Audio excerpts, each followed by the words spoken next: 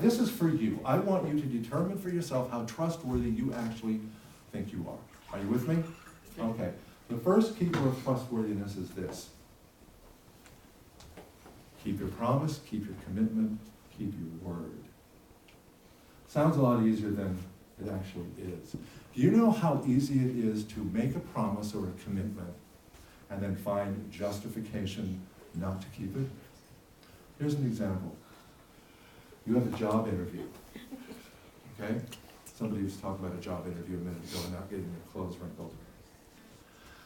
And it's over in Portland. And you know that you have to be there at 2 o'clock in the afternoon for this interview. So you make sure, you don't want to miss it, you don't want to be late, you don't want to do any of that stuff. So you get yourself ready, you get yourself into the car, and you get over there, and there's a bridge up. There's a bridge up that's going to block you from getting downtown so that you can make it to this appointment on time. After all, the fleet's in, now they're leaving, and you have to wait for 2 ships to pass under that bridge before that comes back down again. And you know, oh man, this isn't my fault. I really need to be there on time, but it looks like I'm probably going to be a little bit late. And sure enough, you show up, you're 10 minutes late. You explain to the person who you're interviewing with, the bridges were up, I did my absolute best to get here, can you forgive me? And the gentleman or the lady that you're interviewing with says yes. We understand that. That happens all the time, right?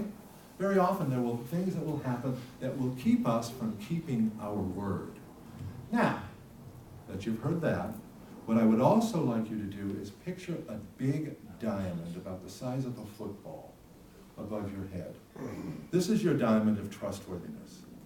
You're 10 minutes late, even though you're justified, even though the person has said, yes, I forgive you, I want you to take a big solid mallet, not just a little chunk out of that diamond. Because no matter how justified you are, you did not keep your word, did you?